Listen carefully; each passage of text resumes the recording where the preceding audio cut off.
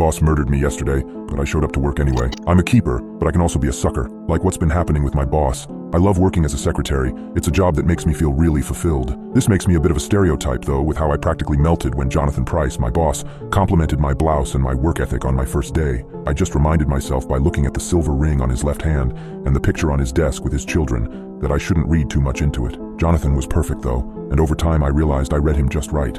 I never wanted to be the other woman. I just wanted to be loved. And being around Jonathan, working late nights just to have a moment to talk with him, having drinks after work, the inevitable happened. He kissed me after a few too many beers, and we ended up going back to my place. We slept together.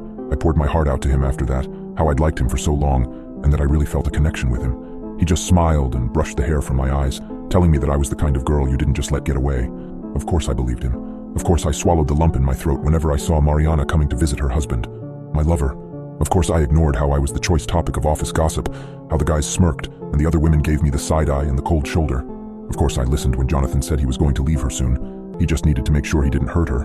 And of course, whenever he called me to meet him at our typical meeting spot, a hotel in downtown, I was there with bells on. Yeah, I know what you're thinking of me. I think it too. I'm not the brightest bulb in the package, but like I told you, I'm pretty easily manipulated.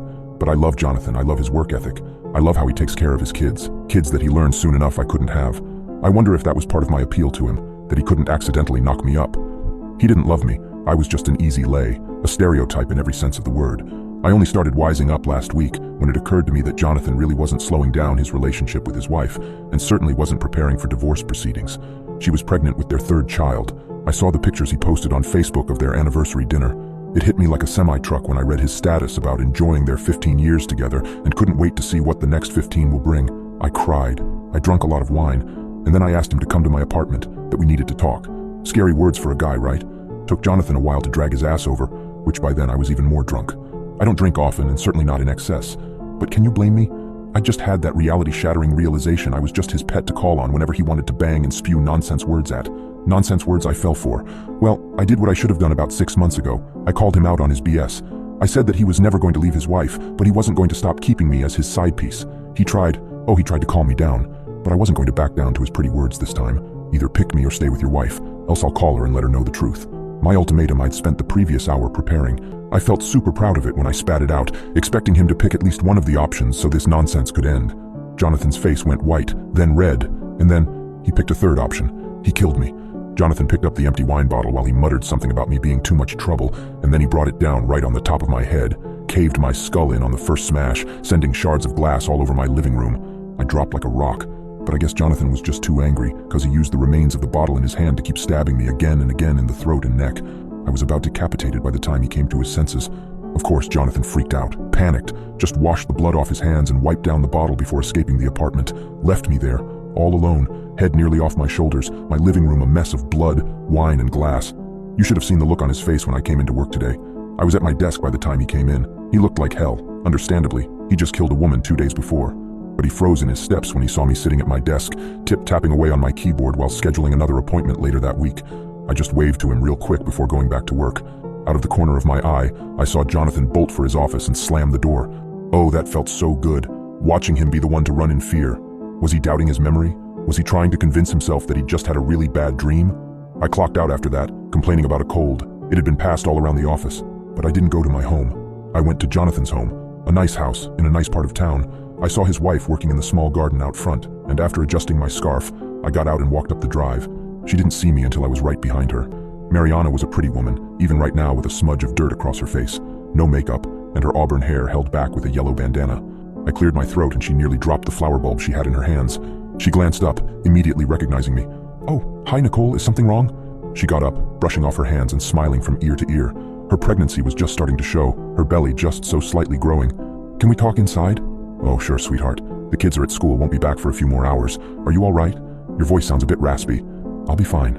I waited until she was sitting down before I began the most difficult conversation of my life, and I got the most difficult part of it out of the way first. "Your husband and I have been having an affair for almost a year." It was so sad to see how Mariana just sighed, how she just nodded. I figured, with all the late nights at work and business trips that didn't take him out of town, I was just about to hire a private investigator to start checking in on him, so you saved me a chunk of change.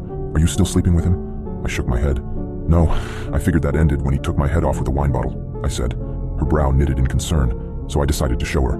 I undid the scarf around my neck, and showed her what I'd been hiding all morning at work. My neck is a sight right now, all purple and black and covered in decaying, cut-up flesh. I can't even imagine how the smell must be to someone not used to it. The putrefaction had spread down to my chest, which I showed her by unbuttoning my blouse. I'd had to start tearing my skin off to get any sort of relief. You can't imagine how horrid the itching gets when your flesh starts rotting off the bone with your skin holding it all in. I even removed my gloves to show off the pus-filled sores and bubbles forming in my wrists and fingers. Mariana went white as a sheet as she took it all in. It looked so wrong, my face perfect as it always has been, but from the neck down I looked like rotting roadkill. When the wave of stench finally hit her, she bolted for the bathroom. I could hear her violently throwing up from where I sat. I just about buttoned my shirt back up when she came back, teetering a bit and still looking pale, but managing to remain steady. "Wait, show me again." I shrugged and unbuttoned my shirt again. If she wanted a reason to barf again, she was welcome to it. But she didn't. She sat beside me, her expression of disgust melting away into one of wonder. "Before Jonathan insisted I take care of the kids full time, I used to be a surgeon.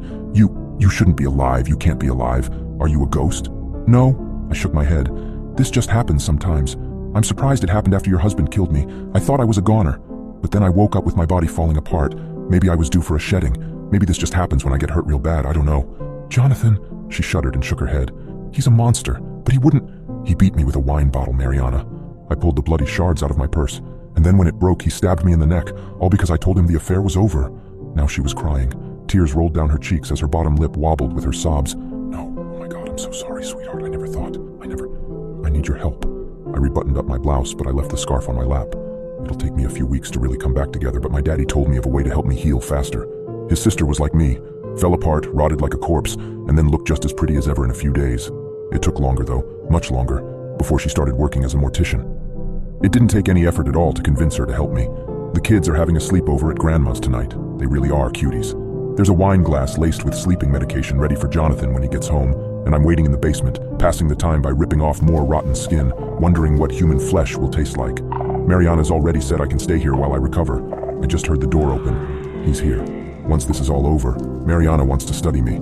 I'm something she's never seen before, and she's fascinated. She says I'm a real keeper.